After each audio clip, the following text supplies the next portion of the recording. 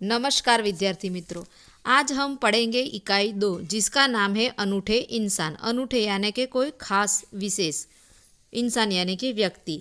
इस इकाई में 2 प्रसंग दिए गए हैं। सबसे पहला प्रसंग है ऐसा था नेपोलियन। नेपोलियन के बारे में बताया गया है, तो हम सबसे पहले पढ़ेंगे ऐसा था नेपोलियन। नेपोलियन जब छोटा लड़का था तभी से वह सत्यवादी था। एक दिन वह अपनी बहन इलाइजा के साथ आँख मिचोली खेल रहा था। नेपोलियन छोटा था तभी से वह सत्यवादी था, मतलब उसे सत्य बोलने की आदत थी। एक बार वह अपनी छोटी बहन जिसका नाम इलाइजा था उसके साथ आँख मिचोली खेल रहा था। इलाइजा छिपी थी और नेपोलियन उसे ढूंढने के लिए इधर उधर दौड़ रहा था। अचानक वह एक सड़क लड़की से जा टकराया। लड़की अमरूद बेचने के लिए ले जा रही थी। नेपोलियन के टकराने से उसकी टोकरी नीचे गिर पड़ी। कीचड़ होने के कारण उसके सारे अमरूद खराब हो गए।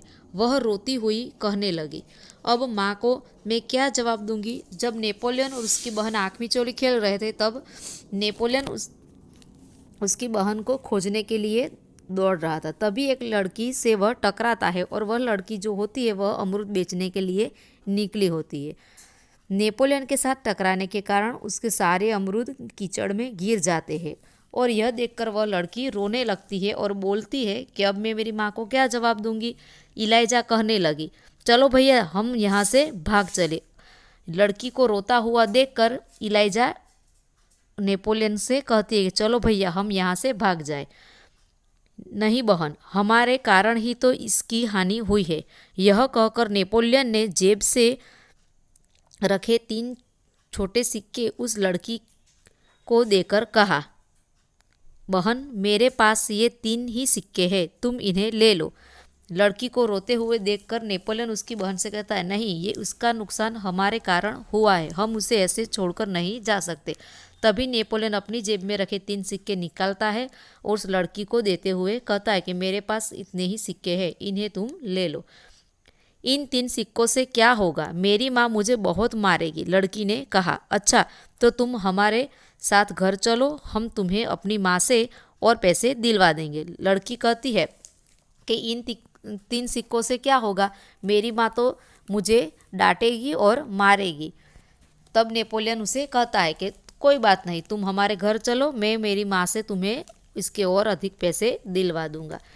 इस पर इलाइजा ने नेपोलियन से कहा, भैया इसे घर ले चलोगे तो माँ नाराज होगी। अब नेपोलियन की बात सुनकर इलाइजा कहती है कि भैया इसे घर ले जाएंगे तो माँ हमें डांटेगी। नेपोलियन नहीं माना। वह उस लड़की को अपने साथ घर पे ले गया। माँ को घटना की जानकारी देकर बोला, माँ आप मुझे जो जेब खर्च देती है उसमें से इस लड़की को पैसे दे दीजिए। अब नेपोलियन उस लड़की को अपने घर लेकर जाता है और उसकी माँ से सारी बात कहता है और उसकी माँ को सब कुछ विस्तार पूर्वक बताता है और कहता है कि जो आप मुझे जेब खर्च के लिए रुपये देती है वो मेरे जेब खर्च के रुपये आप इस लड़की को दे दीजिए।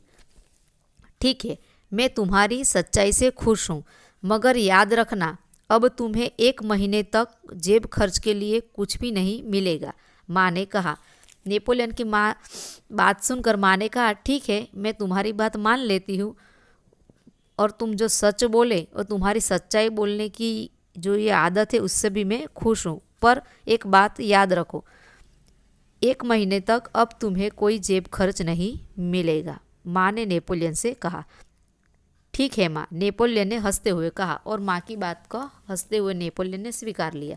माँ ने उस लड़की को 2 बड़े सिक्के दिए। वह खुशी खुशी घर लौट गई।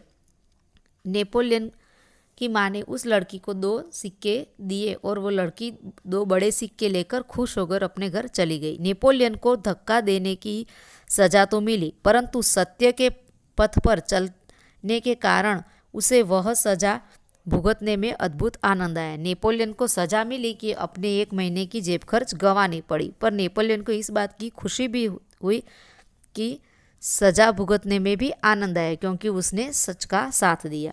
वास्तव में नेपोलियन सच्चाई के पथ पर चलने वाला इंसान था। बचपन से ही उसे खुद पर दृढ़ विश्वास था और दृढ़ इच्छा शक्ति भी। सही मायने में नेपोलियन सच्चाई पर चलने वाला व्यक्ति था। बचपन से ही उसे सच बोलने की आदत थी और खुद पर भी उसे अटल विश्वास था और उसकी इच्छा शक्ति भी प्रबल थी। तो यह था नेपोलियन। तो नेपोलियन में जो सत्यवादी का गुण था, अपने ऊपर दृढ़ विश्वास था, उसकी दृढ़ इच्छा शक्ति थी कोई भी कार्य को पूर्ण करने की। तो हमें भी ऐसे नेपोलियन जैसे गुणों का अपने में विकास करना चाहिए। अब दूसरा प्रसंग देखते हैं, सच्चा दान। कि सच्चा दान किसे कहते हैं। मालबार की बात है, यानी कि ये केरल की बात है। वहाँ बड़गरा नाम के एक गांव में सभा का आयोजन किया गया। गांधी जी ने अपने भाषण में सभा में उपस्थित सभी बहनों से जेवरों की भीख मांगी। अब बड़गरा नामक एक गांव में सभा का आयोजन हुआ था और उस सभा का नेतृत्व गांधी जी कर रहे थे। गांधी जी ने सभा का नेतृत्व करते हुए उसमें भाषण दिया और भाषण में बहनों के सामने भीख मांगी, एक प्रस्ताव रखा उनके जेवर देने का। बहुत सी वस्तुएं भेंट में मिली। अपना भाषण समाप्त करके गांधी जी उनको नीलाम करने लगे। उसी समय कौमुदी नाम की 16 वर्ष की एक कन्या धीरे से मंच पर चढ़ गई। उसने एक हाथ की सोने की चूड़ी उतारी और उसे गांधी जी को देते हुए बोली, क्या आप मुझे अपने हस्ताक्षर देंगे। अब गांधी जी ने जब बहनों के सामने प्रस्ताव रखा और बहुत सी भेंट भी मिली और जेवर भी मिले, तभी गांधी जी ने अपना वक्तव्य पूर्ण किया और जो चीज़ें मिली थी उनकी नीलामी शुरू करवा दी।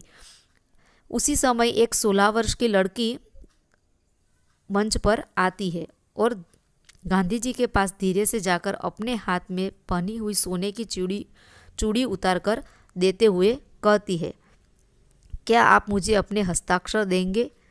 गांधी जी से कहती है।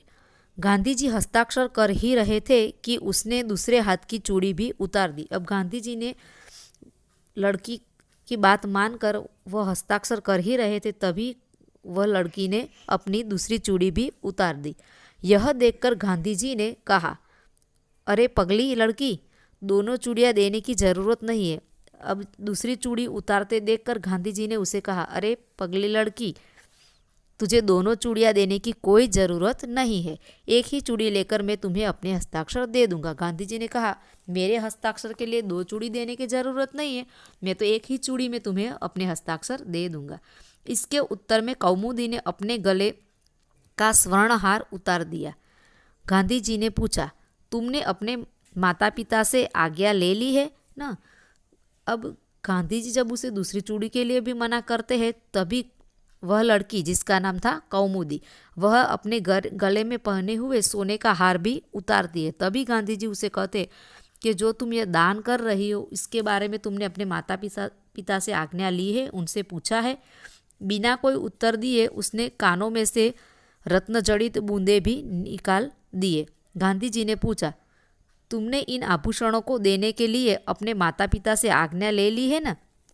अब गांधी जी जब उसे पूछ ही रहे होते हैं, तभी कौमुदी अपने कान में पहने हुए रत्न जड़ित यानी के नंग वाले जो बूंदे कान में पहने हुए वो भी उतार देती है। तभी गांधी जी उसे फिर से कहते हैं कि जो तुम यह आभूषण दे रही हो सभी, उसके बारे में तुमने अपने माता पिता से आज्ञा ली है, इनसे पूछा है ना।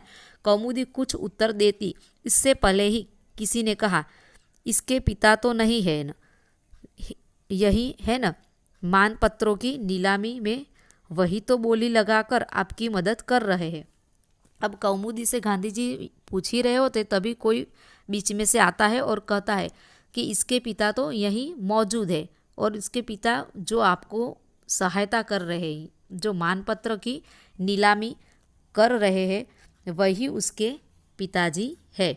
अब गांधी जी ने कौमुदी से कहा, तुम्हें यह तो मालूम होगा कि ये गहने दे देने के बाद तुम फिर नए गहने नहीं बनवा सकोगी। गांधी जी ने कहा, तुम्हें यह मालूम तो होगा ही कि जो तुम यह गहने मुझे दे दोगी तो उसके बाद तुम यह गहने फिर से नए गहने बनवा नहीं सकोगी। कौमुदी ने यह शर्त दृढ़तापूर्वक स्वीकार कर ली। गांधी जी ने जो शर्त यानी कि जो बात कौमुदी के सामने रखी, उस बात को कौमुदी ने दृढ़तापूर्वक यानी कि पूरे मजबूती से उस बात को स्वीकार लिया। गांधी जी ने हस्ताक्षर करने के बाद यह वाक्य लिख दिया, तुम्हारे इन आभूषणों की अपेक्षा तुम्हारा त्याग ही सच्चा आभूषण है। और गांधी जी ने हस्ताक्षर करते हुए एक वाक्य उसे लिख कर दिया कि तुम्हारे इन आभूषणों की अपेक्षा से तुम्हारा जो यह त्याग है वो त्याग ही तुम्हारा सच्चा गहना है, यानी कि तुम्हारा सच्चा जेवर है। सच है, देश प्रेम से बढ़कर कुछ ही नहीं। यह बात सत्य है, हकीकत है इस बात में कि देश प्रेम से बढ़कर दुनिया में इंसान के लिए कुछ भी महत्व का नहीं है। तो गांधी जी के इस प्रसंग से भी यही बात हमारे सामने आती है कि जब कभी देश के लिए या राष्ट्र के लिए हमें कुछ करने का मौका मिले तो हमें निसंकोच और स्वार्थ भावना त्याग कर देश प्रेम के लिए, अपने राष्ट्र के लिए कुछ करना चाहिए। जैसे इस 16 वर्ष की छोटी लड़की ने किया, वैसे हम भी अपने राष्ट्र के लिए अपनी क्षमता के अनुसार अपनी सेवा दे सकते हैं और अपने देश प्रेम को बढ़ा सकते हैं और देश को उन्नत कर सकते हैं।